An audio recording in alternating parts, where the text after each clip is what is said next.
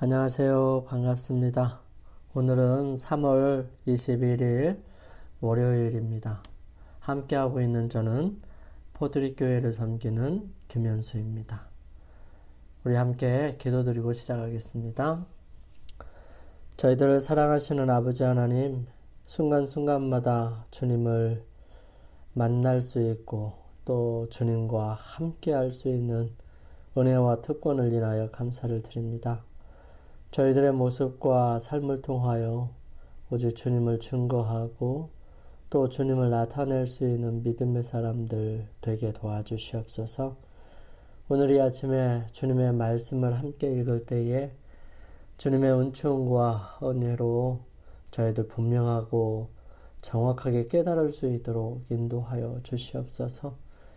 히브리서를 통하여 마지막 시대에 살아가는 많은 사람들에게 하나님께서 갖게 하고자 하는 정말 중요한 의미들과 또 해야 할 일들 가르쳐 주심에 감사를 드립니다. 특별히 13장 마지막 장을 함께 살펴보면서 저희들의 마음과 삶을 통하여 늘 분명하고 정확하게 알아야 할 부분들을 마음을 담아 전해주는 사도 바울의 히브리서 편지서를 분명하게 저희들 깨달을 수 있도록 도와주세요.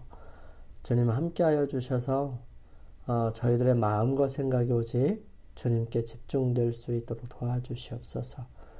특별히 오늘 이 아침에 주님 앞에 간절히 기도드리고 또 주님께서 해결해 주시기를 원하여 가지고 있는 기도 제목들을 주님 앞에 펼쳐 놓을 때에 주님께서 역사하시고 붙드셔서 그 모든 기도에 주의 권능과 은혜와 긍휼하심이 함께하여 주시옵기를 기도드립니다. 주님 처음 시작하는 시간입니다. 마치는 시간까지 오직 주님께서 저희들과 함께하옵시기를 저희들을 사랑하시는 예수님의 이름으로 간절히 기도드립니다. 아멘. 오늘은 탐심과 음행입니다. 히브리서 13장 4절 5절은 모든 사람은 결혼을 귀히 여기고 침소를 더럽히지 않게 하라. 음행하는 자들과 간음하는 자들을 하나님이 심판하시리라. 돈을 사랑하지 말고 있는 바를 족한 줄로 알라. 그가 친히 말씀하시기를 내가 결코 너희를 버리지 아니하고 너희를 떠나지 아니하리라 하셨느니라.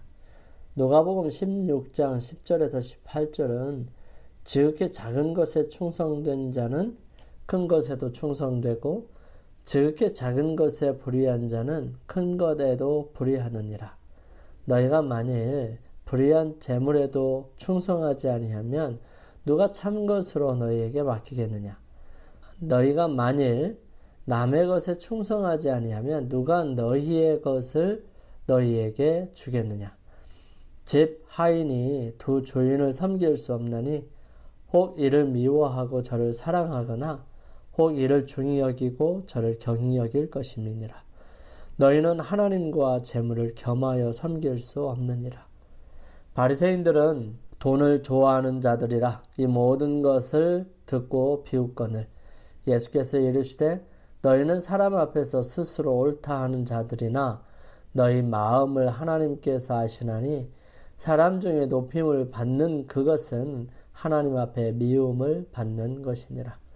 율법과 선지자는 요한의 때까지요. 그 후부터는 하나님 나라의 복음이 전파되어 사람마다 그리로 침입하느니라. 그러나 율법의 한 획이 떨어짐보다 천지가 없어짐이 쉬우리라. 무릇 자기 아내를 버리고 다른 데 장가드는 자도 간음함이요. 무릇 버림당한 여자에게 장가드는 자도 간음함이니라. 고린도전서 5장 1절은 너희 중에 심지어 음행이 있다 함을 들으니 그런 음행은 이방인 중에서도 없는 것이라 누가 그 아버지의 아내를 취하였다 하는도다.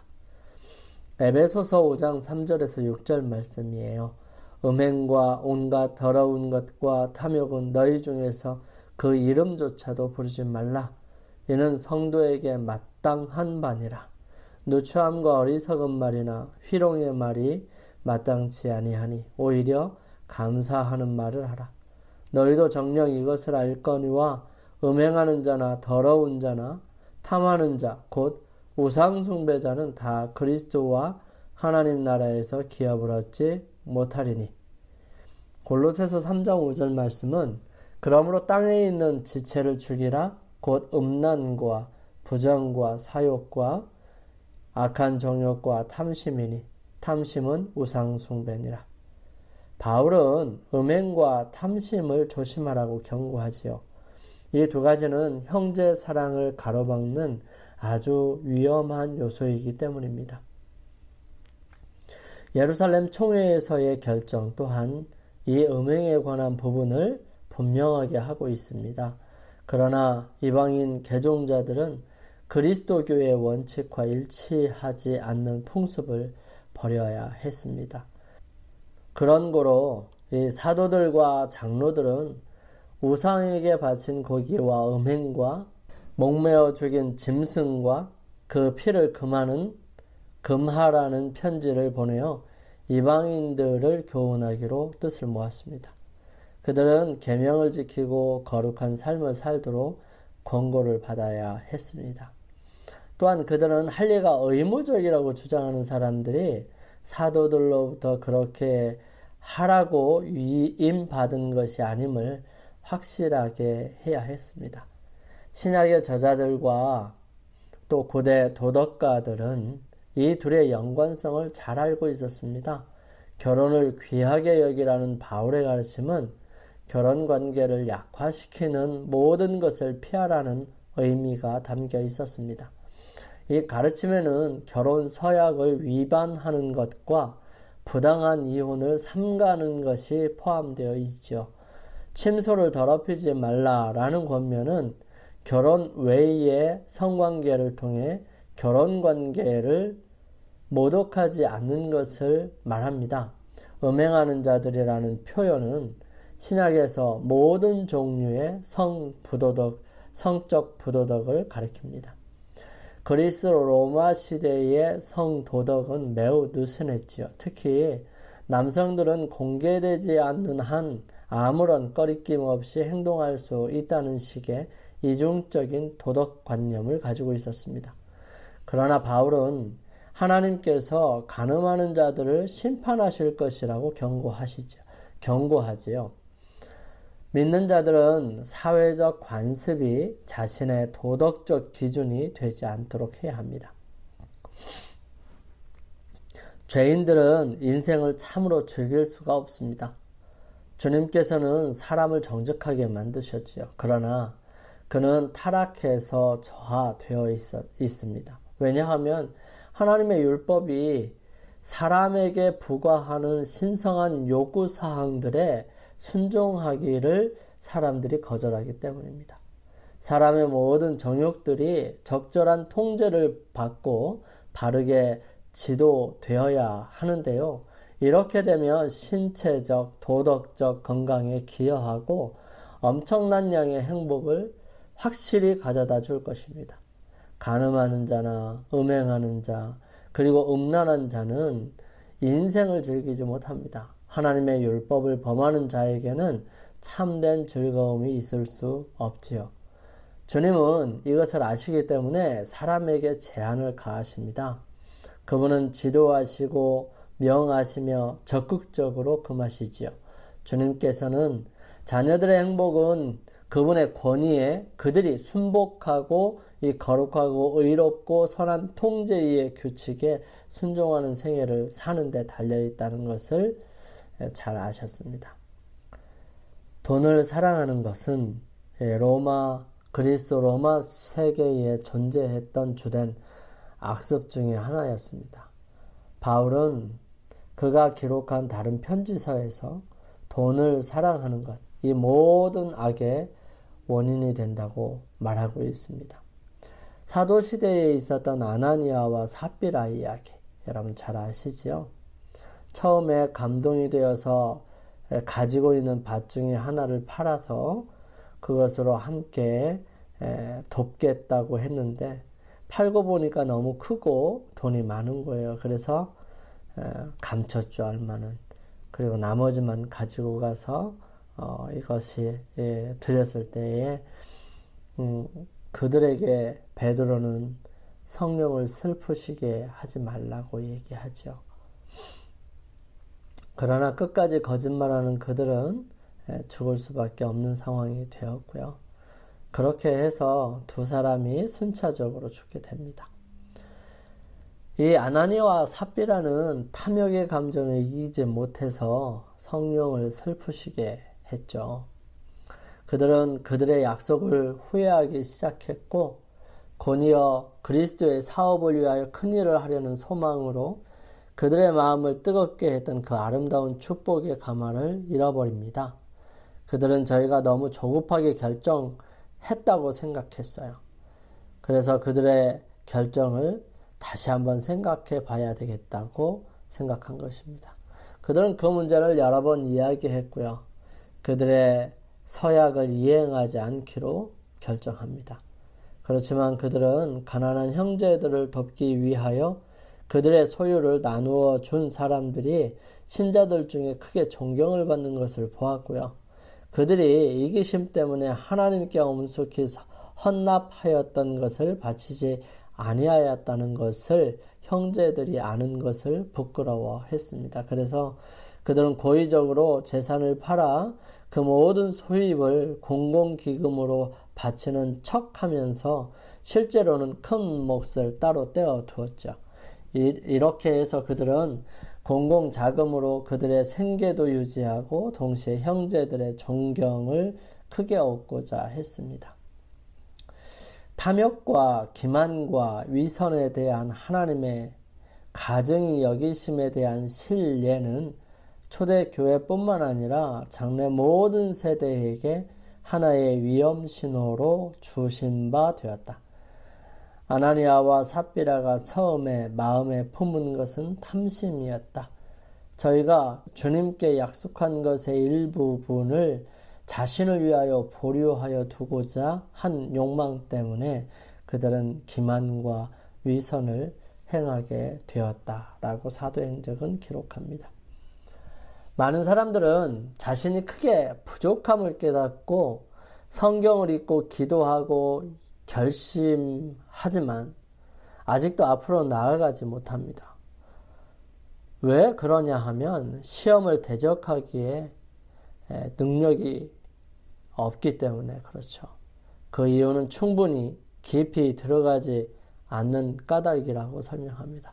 샘으로부터 나오는 물이 정결하기 위하여 또한 저들의 행동이 그리스도께서 저들의 마음에 다스리고 그렇게 하고 있음을 증거하기 위해 영혼의 완전한 회개를 구하지 아니합니다. 품성의 모든 결함은 마음에서 시작되죠. 교만, 허영, 악한 성질, 탐심 이런 모든 것들이 다 마음에서부터 시작됩니다.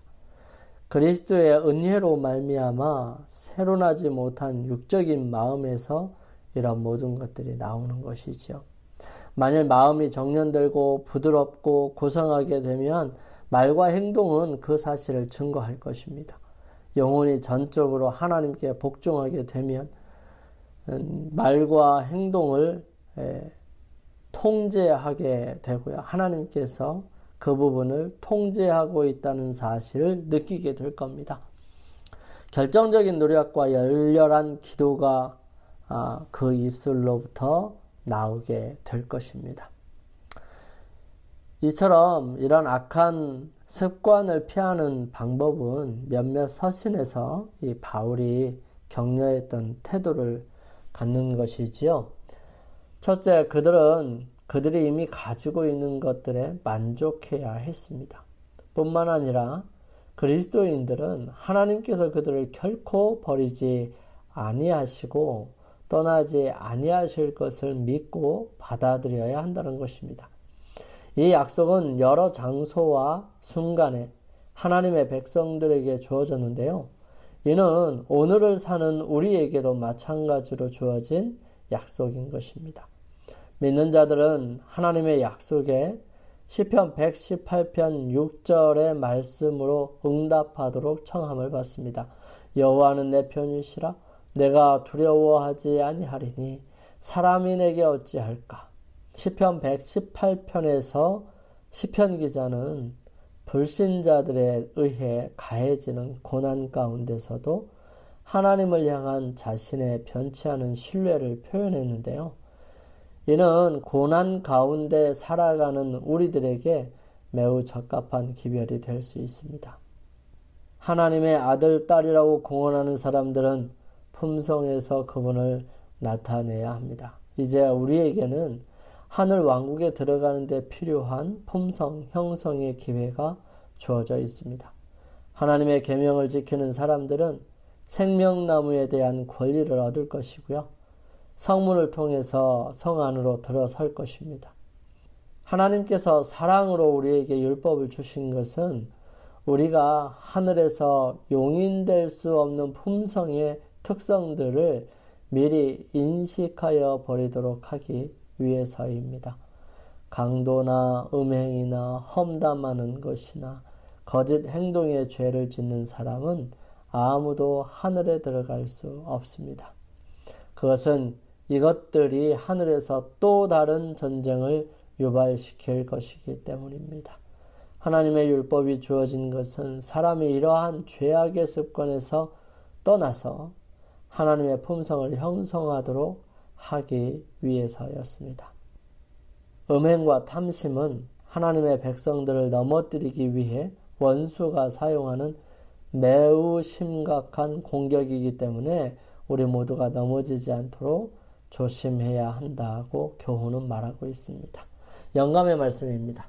우리는 교회 안에 이토록 능력이 없고 우리 교사들이 이토록 힘이 없는 이유가 무엇인지에 관해 질문을 받고 있다.